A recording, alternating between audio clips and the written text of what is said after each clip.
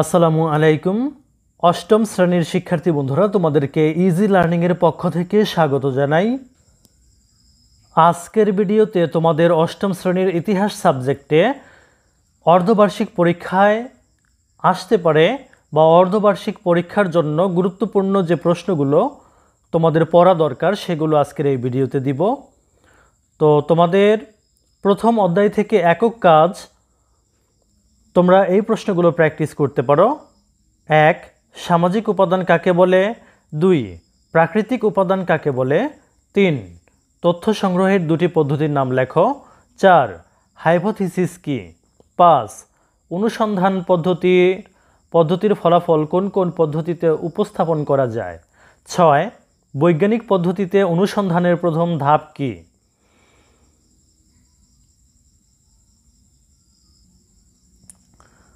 6. যৌক্তিক সিদ্ধান্ত গ্রহণের জন্য কী ধরনের পদ্ধতি অনুসরণ করা উচিত? 7. দুটি করে প্রাকৃতিক ও সামাজিক উপাদানের নাম লেখো। 8. বিশ্বের তাপমাত্রা বৃদ্ধির অন্যতম কারণ কি? 9. পরিবেশ ও বনভূমি রক্ষায় বাংলাদেশ সরকার কী ধরনের কাজ করছে? 10. কার্বন নিঃসরণের দুটি উৎসের নাম লেখো। এরপর দ্বিতীয় অধ্যায় থেকে একক কাজের জন্য এই প্রশ্নগুলো তোমরা প্র্যাকটিস করতে পারো। মানুষের আত্মপরিচয় গড়ে ওঠে কী কী প্রেক্ষাপটের ভিত্তিতে? 12. সিয়ার্স টাওয়ারের নকশা করেন কে? 13. ফজলুর রহমান খান কখন মৃত্যুবরণ করেন? 14. অমর্ত্য সেন নোবেল পুরস্কার পান কত সালে? 15. বেদুইনরা কেমন জাতি? এরপর তৃতীয় অধ্যায় থেকে একক কাজের জন্য তোমরা এই প্রশ্নগুলো পড়তে পারো। কে হাজার বছরের ইতিহাসে ব্যতিক্রমী একজন নেতা হিসেবে আবির্ভূত হন? 17. আমরা কার নেতৃত্বে স্বাধীন দেশ পেয়েছি? 18. আমাদের মুক্তিযুদ্ধ চলেছিল কত মাস? 19. কত সালে ব্রিটিশ শাসনের অবসান হয়? 20. কিসের ভিত্তিতে ভারত বিভক্ত হয়? 21. ব্রিটিশ শাসকদের বিরুদ্ধে গড়ে ওঠা কয়েকটি গুরুত্বপূর্ণ আন্দোলনের নাম লেখো। 22. পূর্ব পাকিস্তানের পূর্ব নাম কী ছিল? 23. বাংলার মানুষের লড়াই ও সংগ্রামে কে অগ্রভাগে থেকে আমৃত্যু লড়াই করে গেছেন? 24. কাদের আত্মসমর্পণের মধ্য দিয়ে বাংলাদেশের মানুষ চূড়ান্ত বিজয় অর্জন করে? 25. আমাদের বিজয় দিবস কবে? 26. 1952 সালের 21শে ফেব্রুয়ারির পুলিশের গুলিতে নিহত শহীদদের নাম লেখো। 27. শেখ মুজিবুর রহমান কোথায় জন্মগ্রহণ করেছেন? 28. স্বদেশী আন্দোলন কত বছর স্থায়ী হয়েছিল? 29. বর্তমান সোহরাওয়ার্দী উদ্যানের পূর্ব নাম কী ছিল? 30.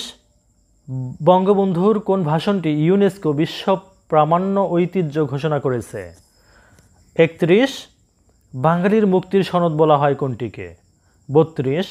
বঙ্গবন্ধু শেখ মুজিবুর রহমানের ঐতিহাসিক 7ই মার্চের ভাষণটির স্থায়িত্ব কত ছিল? 33. অসহযোগ আন্দোলনের ডাক দেন কে? 34. আগরতলা মামলায় আসামির সংখ্যা কত? 35.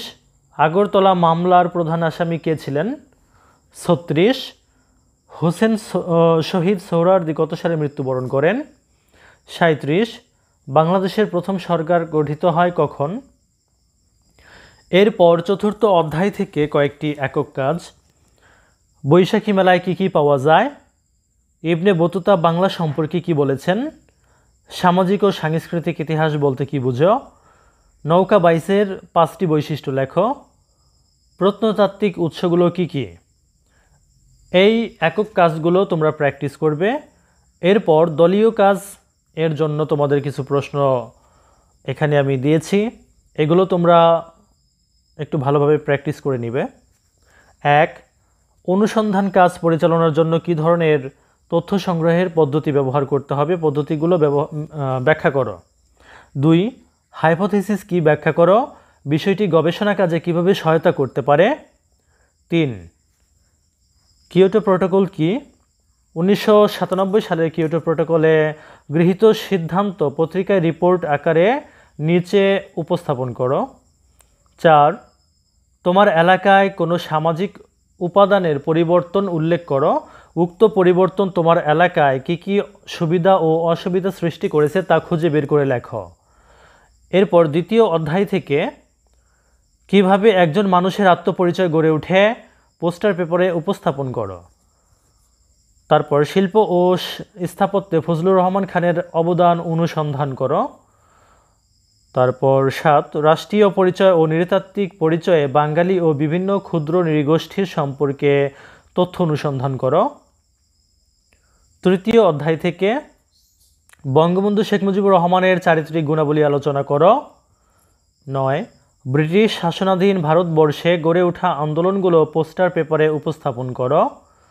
10 1947 থেকে 1971 সাল পর্যন্ত বঙ্গবন্ধু শেখ মুজিবুর রহমানের কর্মকাণ্ডের ধারাবাহিক ঘটনা প্রবাহ উল্লেখ করো। 11 স্বাধীনতা আন্দোলনে 1970 সালে নির্বাচন গুরুত্বপূর্ণ কেন। 12 বঙ্গবন্ধুর 7ই মার্চের ভাষণ সম্পর্কে দলগতভাবে আলোচনার মাধ্যমে উপস্থাপন করো। এরপর চতুর্থ অধ্যায় থেকে রয়েছে নৌকা বাইচের বৈশিষ্ট্য সহ একটি পোস্টার পেপার উপস্থাপন করো। হালখাতা কি দলগতভাবে আলোচনা করে উপস্থাপন করো। মৃৎপাত্র এবং পোড়ামাটির ফলক থেকে কিভাবে ইতিহাসের তথ্য সংগ্রহ করা হয় দলগতভাবে আলোচনা করে উপস্থাপন করো। কিভাবে একজন ইতিহাসবিদ যৌক্তিক সিদ্ধান্ত গ্রহণ করেন এ সম্পর্কে দলগতভাবে আলোচনা করে উপস্থাপন করো। তো প্রিয় শিক্ষার্থী বন্ধুরা, এই প্রশ্নগুলো তোমরা ভালোভাবে প্র্যাকটিস করে নিও। ধন্যবাদ সবাইকে সাথে থাকার জন্য।